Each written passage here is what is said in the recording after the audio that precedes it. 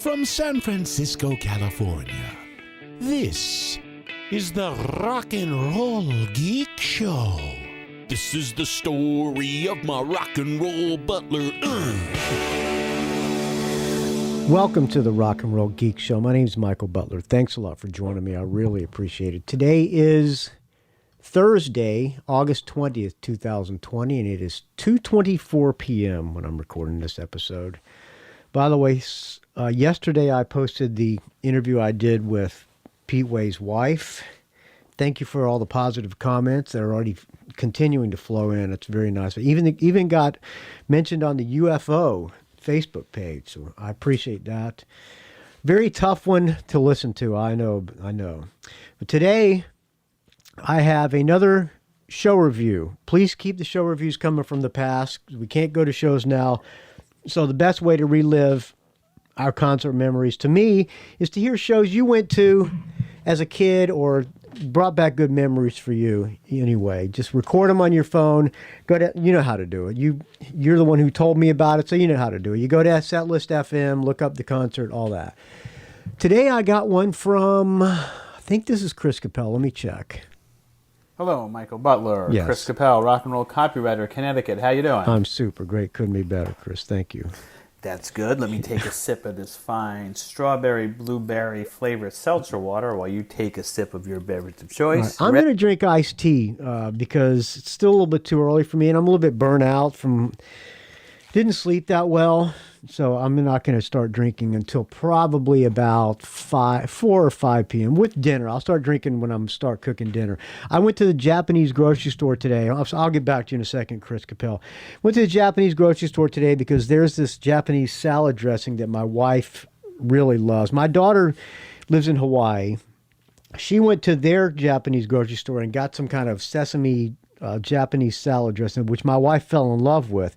And we have a place out here called Nijiya Market. And I was just looking for the Japanese dressing there, and I've got several different brands and could not find the one that suited her taste. I tried to deconstruct the one my daughter sent me and reproduce it myself. I could not quite get there, but I found one last time I went to Nijiya Market that she really liked. So I went back to get more today. And while I was there, I went and got some stuff on the to put on the grill. I got some organic chicken wings and some sausage, some, Berkshire sausage, and some octopus. I'm going to throw that on the grill, and we're going to have a Japanese dinner tonight on the grill. Why did I say that? I don't know why I said, I'm going to start drinking beer when I start cooking tonight's dinner on the grill. All right, back to you, Chris Capelle. Here we go. No, I'll take a sip too. Very nice. Excuse me. Now I have a new set of Apple earbuds, so there will be no crinkling on this one. Okay, good. Mine tend to be in my pocket and go through the wash and blah, blah, blah. Yeah. All right, so back to our legacy concert reviews. Okay. I'm going to do kind of a theme one again. It's 2 concert reviews, and it'll be the only thing... By the way, I'm sorry to interrupt again. I got oops, me and my dog's in here. I have about 3 more after this. Somebody sent me a suede review, which I'm going to get to eventually. Greg Brofer sent me one. There's a Smash Gladys one. I think those are all that I have. If you sent me one and it's not one of those 3...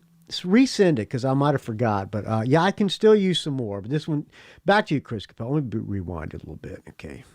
I'm going to do kind of a theme one again. It's 2 concert reviews, and it'll be the only thing these 2 concerts have in common were the 2 concerts of an actual sit-down venue, not general admission, where I had front row tickets. Ah.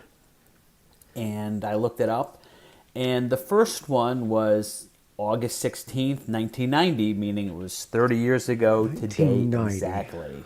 Okay. How about that? Good one. It was at a place which isn't there anymore. It was an amusement park called Lake Compounce up in Bristol, Connecticut, home of ESPN. And in the late 80s, they put in a big stage for concerts, and I remember in 1988 I saw Cheap Trick there on the Lap of Luxury tour, and like later I saw Aerosmith on the the Pump Tour there. And anyway, so this was a huge place. It had, I don't see anywhere online where I can find the statistics, but it had, I think it was 7,500 seats and the absolutely enormous lawn. 1990. I'm trying to figure out who this was in 1990. I don't know. I think it was 22,500 seats, meaning 30,000 seats in total. And I was going to this show with this woman I used to see. She was a few years older than me. She had actually seen Led Zeppelin, which I thought was pretty cool. I think that was being used kind of as a rebound because she broke up with some longtime boyfriend. This was pre-wife, Chris Capelle? But anyway, and she tended, we went out for a little bit, but she tended to drink a lot. It was kind of a pain in the neck, so whatever. But you know what they say about girls who drink a lot and are pains in the neck? Yeah, I don't need to tell you. Concerts together once in a while. And she really wanted to go to this one. Me, good in bed. not so much. This is really just going to destroy my rock cred. But the concert was Richard Marx. And he had just had like 10 or 12 like big all hit the chicks singles. loved him. This was on his second album, and he was still writing. Am I really doing a Richard Marx concert review? Okay, I'm fine with it. Keep going, Chris. So she wanted to go to this concert, and we went to get tickets, and it was sold out, 30,000 seats or 30,000 tickets. So we figured, what the hell, we'll just drive up there. It's an hour away, and see if I'm sure there were 2 tickets to be available. So some guy outside the place said, "Hey, I got some tickets." And I remember now I'm kind of confusing different people I scalp things from. I don't remember which guy this was. But I don't remember paying more than face value.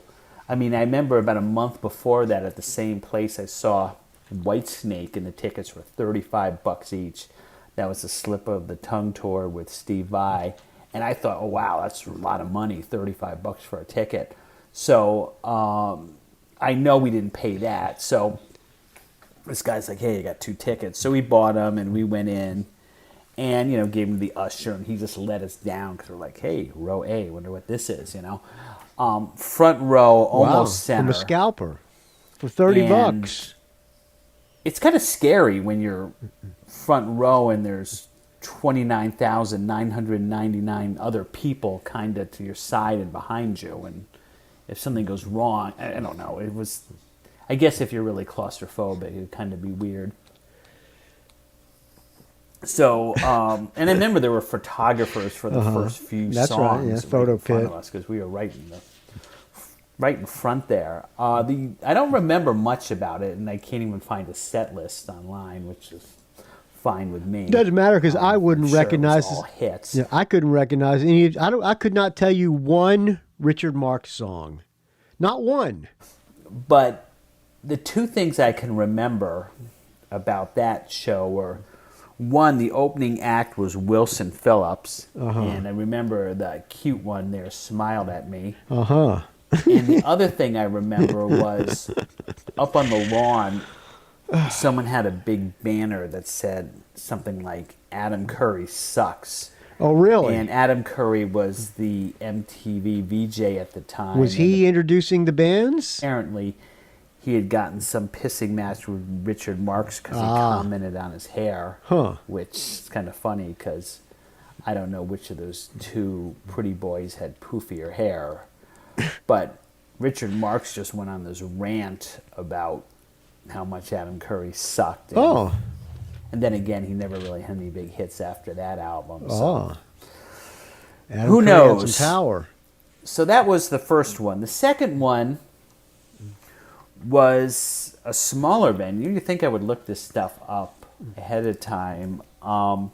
It was called the Mid-Hudson Civic Center up in Poughkeepsie, New York. And I might have played that place in Poughkeepsie on the Black Sabbath Exodus tour. It's mostly famous for Blue Oyster Cult did one of their live albums there. So this was March 7th, 1991, so really just a few months later. And they didn't sell tickets for like that place down where I normally bought tickets in Stamford. So, the tickets went on sale for this show on a Saturday morning at 10 o'clock. So I was like, what the hell? I'll just go up there. And it's actually, I'm looking at it online, it's 3,050 seats. I'd only been there twice. I went to this concert and I went to see Steve Perry on his solo tour a few years later. So, I went and got tickets, and there was like nobody there. There wasn't any big demand. And this was for Cheap Trick on the Busted tour. Okay. And I had seen them the year before, kind of co-headlining with Hart up in Worcester, Mass. But this was a headlining thing. And again, 3,000 seats indoor place. I looked online, and not only is there no set list for that day, but they even list the wrong venue for this concert. And I have the ticket right in front of me, so I know it was the right day and it wasn't postponed. And I looked at other set lists, and I had seen it 4 times. Chris, my wife is calling me. I got to pause this for a second. Okay. She had nothing to tell me. Back to you, Chris Capelle. That year, and all their set lists are pretty the same. So here's a similar set list I'll get to in a minute. What I remember most about that show, well, the two things I remember besides the show was that there were protesters out front. Protesting Cheap Trick? There was a circus coming, and they're like the animal rights people, which was fine. I wouldn't go to the circus anyway, so good for them. And the other one was, I was like right in front of Nielsen, and so during Dream Police, when he threw the picks in the crowd, there was this like 12-year-old or 10-year-old kid with his father a couple rows behind me. So when I got a few picks, I gave some to the kid, and the father told me what a good guy I was, and that kid's like 41 now, so if you're listening, that was me. But here's the set list. Mid-Hudson Civic Center, Poughkeepsie, New York, Busted Tour. Saigon Kick opened. Did I say that already? No, you did not. Busted. Hello Kitties. Speak Now. Top of the World. Good set. California Man. I Want You to Want Me. Early in the set. Back in Blue. Back Voices. I Know What I Want. Ain't That a Shame. Can't Stop Falling into Love. Can't Stop Never Had a Lot Falling to in Lose. Love. Don't Be Cruel. The Flame. Dream Police. 2 encores. If You Want My Love, and Surrender. So definitely a hits show. Not that bad of a, not pretty good set. That's it. My 2 front row concerts. I saw Cheap Chris, Trick. the rock and roll copywriter. Oh, and I sent Michael Butler the video on how to mute the notifications. Yes, thank you. I'm sure I was late to the party on that one. No, you said you were the one. Hope everyone's doing well.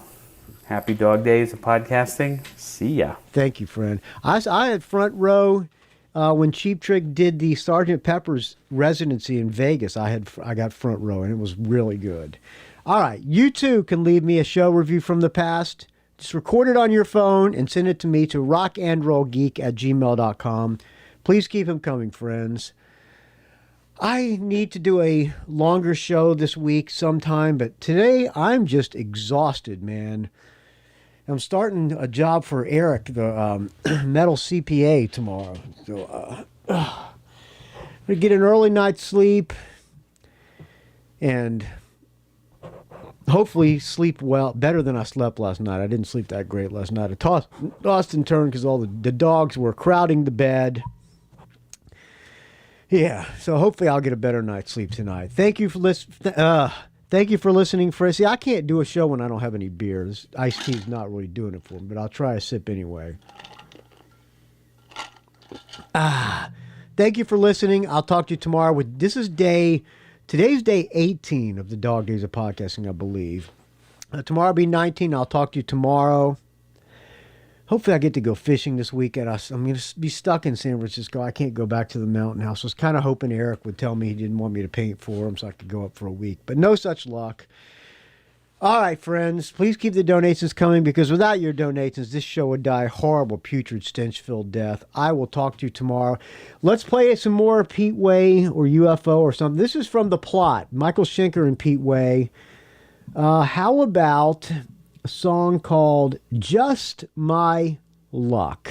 I'll talk to you tomorrow.